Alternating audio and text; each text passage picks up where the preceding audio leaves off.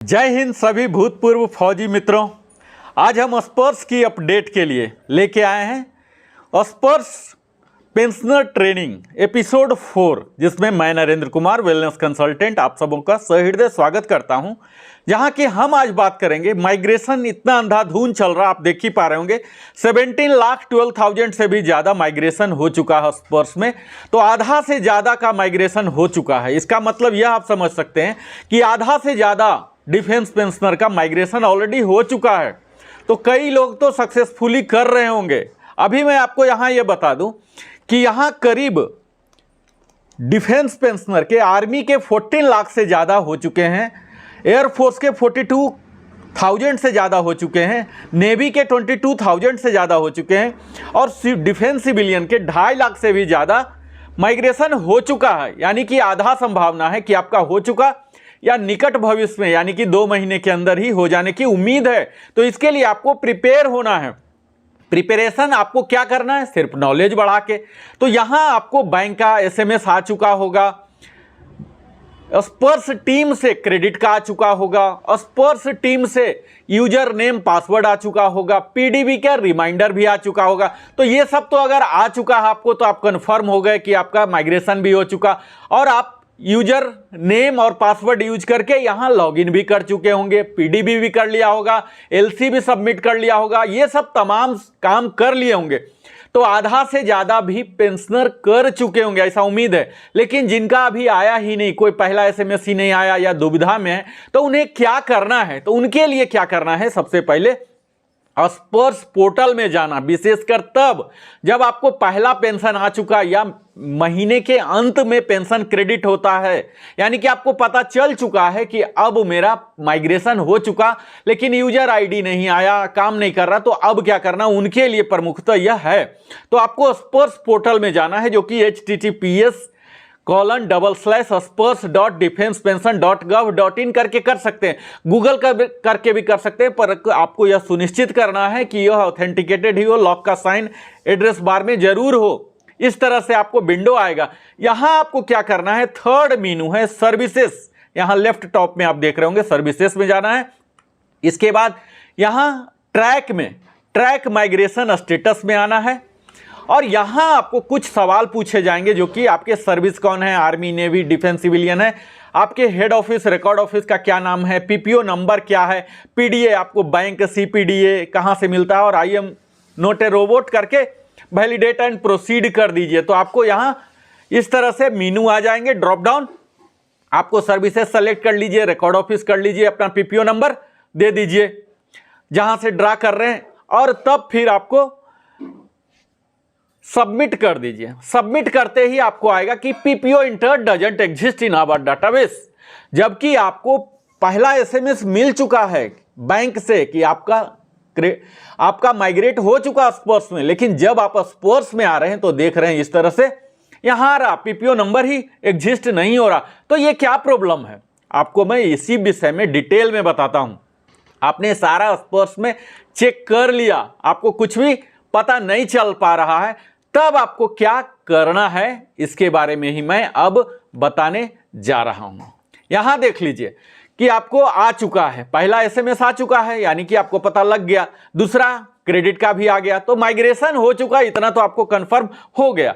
तब आपको क्या करना, पीसीडीए प्रयागराज पोर्टल में जाना, जो कि https://pcdapension.nic.in है। यहां मैं एड्रेस भी दे रहा हूं, आप स्नैपशॉट ले लीजिए या गूगल में भी जाके डायरेक्ट कर सकते हैं। अब जब यहां आते हैं तो टॉप राइट में देखेंगे माइग्रेशन इनटू स्पर्श, चेक स्टेटस कीजिए और यहां फिर आपको अगला विंडो आएगा। स्पर्श पीपीओ नंबर आपके पास तो होगा नहीं, अगर स्पर्श पीपीओ नंबर आ चुका है तब तो 01 करके रेगुलर पेंशनर है और फैमिली पेंशनर है तो 03 करके आप यूजर नेम उसको बना लीजिए, 14 डिजिट हो जाता है, और फिर फॉरगेट पासवर्ड करके आप क्रैक कर लेंगे, आगे बढ़ जाएंगे। तो फिर तो यह कहानी है ही नहीं।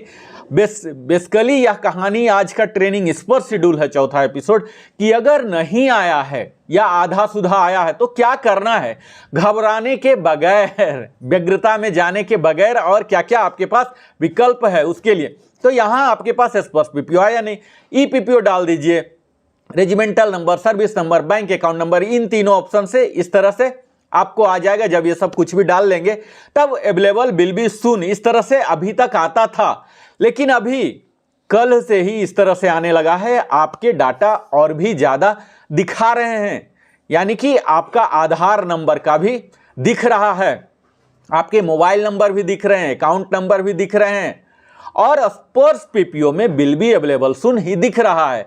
और यहां पैन नंबर जो देख पा रहे हैं, pan is not available, please get it updated in स्पर्श।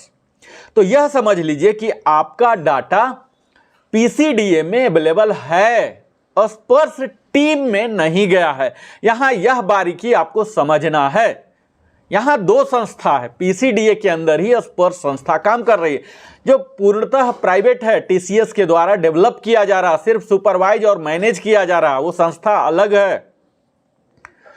तो यहां आप समझ लीजिए कि पीसीडीए इलाहाबाद के पास आपका डाटा आ चुका है, लेकिन स्पर्श में नहीं पहुंचा था, इसीलिए आपको स्पर्श के वेबसाइट में नहीं दिखा रहा था। हालांकि यहां वो बोल रहे हैं कि आप स्पर्श के साइट में जाके वहां अपडेट कीजिए, लेकिन आपको जब आप स्पर्श के साइट में जाएंगे वहां और अगर सक्सेसफुल आ गया तो आपको स्पर्श पीपीओ नंबर इस तरह से स्क्रीन में आ जाएगा।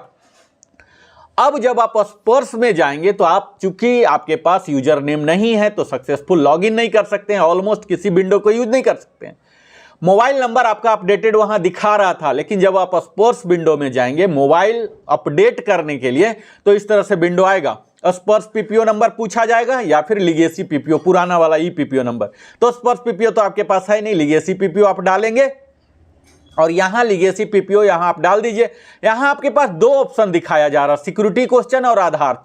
चलिए हम सिक्योरिटी क्वेश्चन करके देखते हैं। यहां जब सिक्योरिटी क्वेश्चन डालते हैं तो आपसे फिर से bank account number, date of retirement, service number, Aadhaar number, ये सब पूछा जा रहा। ये सब आप इंटर कीजिए और वेरीफाई एंड आगे बढ़िए। जैसे आगे बढ़ते हैं आपका फिर से वही चीज है कि आधार नंबर अवेलेबल नहीं है, तो फिर क्या करना है आपको, अगेन वही विंडो में आना है और फिर आधार वाला क्लिक करना है। जैसे आधार नंबर, मोबाइल नंबर अपडेट करने वाला में ही आप लीगेसी पीपीओ डालिए और नेक्स्ट जो रेडियो बटन है आधार को क्लिक कीजिए। यहां आप आधार नंबर वगैरह डाल दीजिए और जैसे आधार डालेंगे फिर से सेम यही मैसेज आएगा कि आधार नंबर डजंट एग्जिस्ट।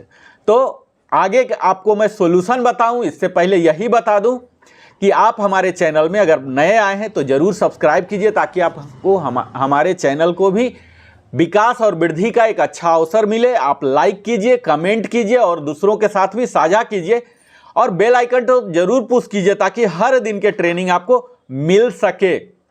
और अब जब ऐसा आ रहा है तो क्या करना है, माइग्रेशन अपडेट के लिए फिर से पीसीडीए में ही जाना है और इस तरह से यहां चेक स्टेटस जो मैंने पहले बताया यही आपको चेक करते रहना है जब तक कि आपका स्पर्श पीपीओ यहां दिखना शुरू ना हो जाए, जो कि अभी विल बी अवेलेबल सून है। आपको किसी और चक्कर में नहीं जाना, क्योंकि हो क्या रहा है, अभी तक आधा अधूरा डाटा लिया जा रहा था। अब बैंक से आधार कार्ड, पैन कार्ड भी जो कि आपके पहले पीडीए के पास होता था वो सब आ रहा है, यानी कि आपके लिए परेशानी अब घट रहे हैं।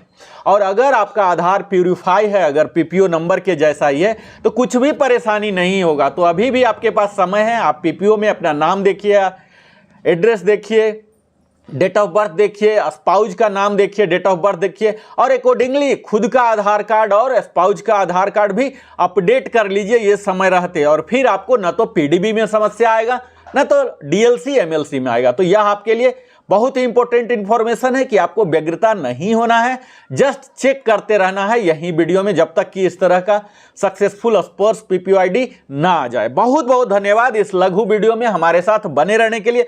फिर 5वां एपिसोड लेके हम आपके पास आते हैं। बहुत बहुत धन्यवाद।